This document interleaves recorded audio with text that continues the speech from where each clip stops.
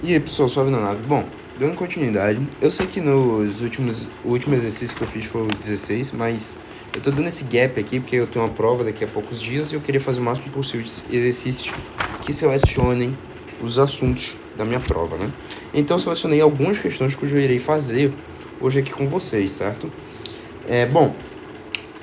O exercício de hoje vai ser o exercício 23 do volume 2 do Guidorize, em que ele nos diz a seguinte coisa: dada f de xy, e ele nos dá essa função de duas variáveis, x² mais y², como está aqui, e uma função gama de t, ou seja, uma função de uma única variável t, em que tem as coordenadas t em x igual a t, y igual a t, me gera uma imagem z de t, uma altura z de t, né? Para quem não pegou aqui, a ideia é exatamente essa curva que está no espaço R3. Que está no espaço R3 aqui, pessoal.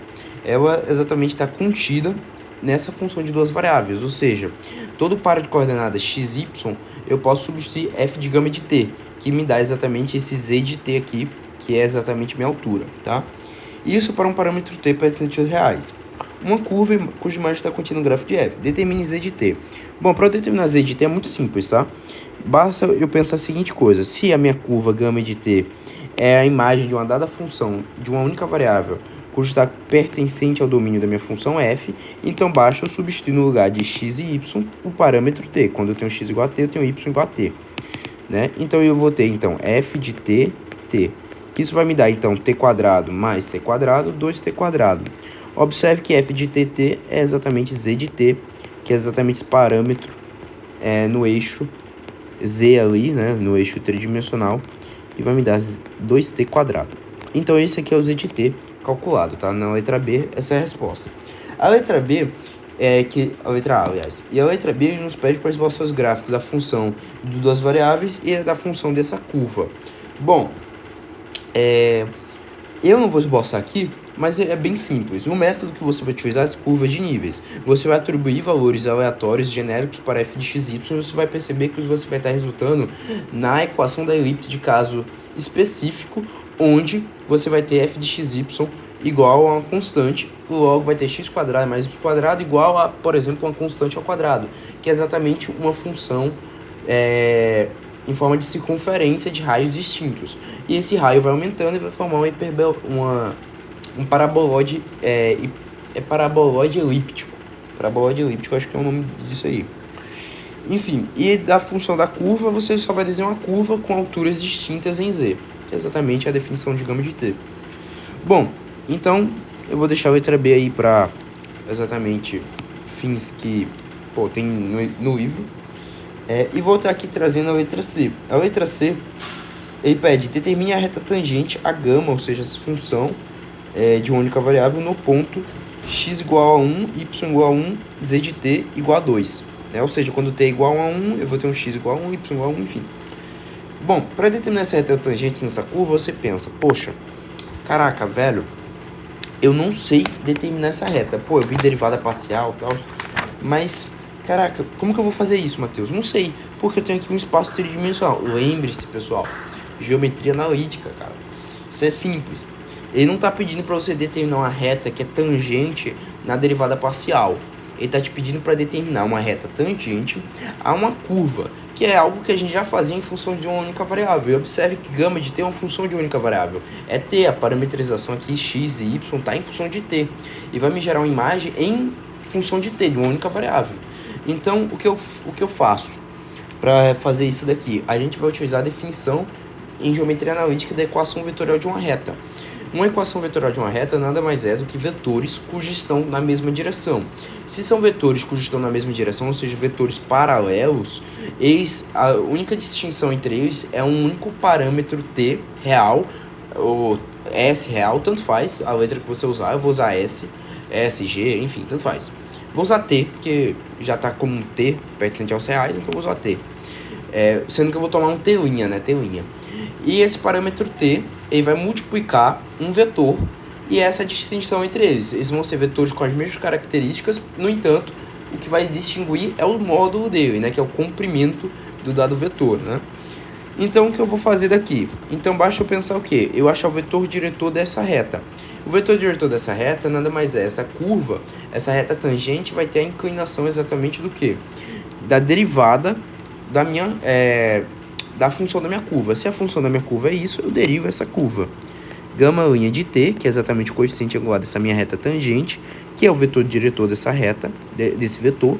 Eu vou ter, derivando t, então, x, derivada de polinômio, x e y vai ser igual a 1. Eu vou ter z' de t, certo? Z' de t. E o que a gente vai fazer aqui? Então, gama' de t, que é a inclinação da reta, que é o coeficiente angular da reta tangente, vai nos dizer a direção do vetor. Então, isso aqui é o vetor diretor da reta. Então, basta eu pegar a seguinte coisa. Dado um ponto genérico x, pertencente ao espaço aqui, tridimensional, e um ponto P conhecido dessa minha reta. O vetor XP tem que ter a mesma direção do vetor diretor, né? Então, o que ele vai fazer aqui, ó? O ponto que ele nos disse é quando t é igual a 1, y ali é igual a 1 e z de 1 é igual a 2. Então, o que ele vai fazer? Ele vai fazer exatamente isso. Um ponto genérico, x, no caso está no espaço tridimensional, x, y, z, menos o ponto conhecido, que é 1, 1, 2. Isso aqui é igual a esse lambda, que é exatamente esse real qualquer, multiplicado pelo vetor diretor, que é exatamente 1 z' de t. Tá bom, pessoal? Então, observe aqui que z' de t é o quê? A gente sabe quem é z de t, a gente achou aqui em cima. Então, ao derivar t ali, z' de t nada mais é do que 4t. Então, a gente pode substituir aqui.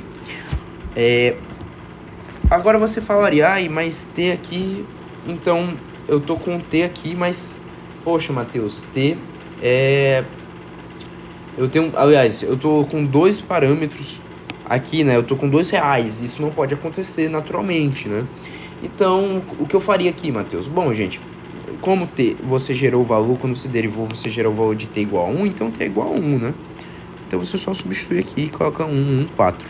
E observe, então, que eu posso falar, então, que a minha reta tangente é todos os pontos cujos satisfaz a seguinte equação.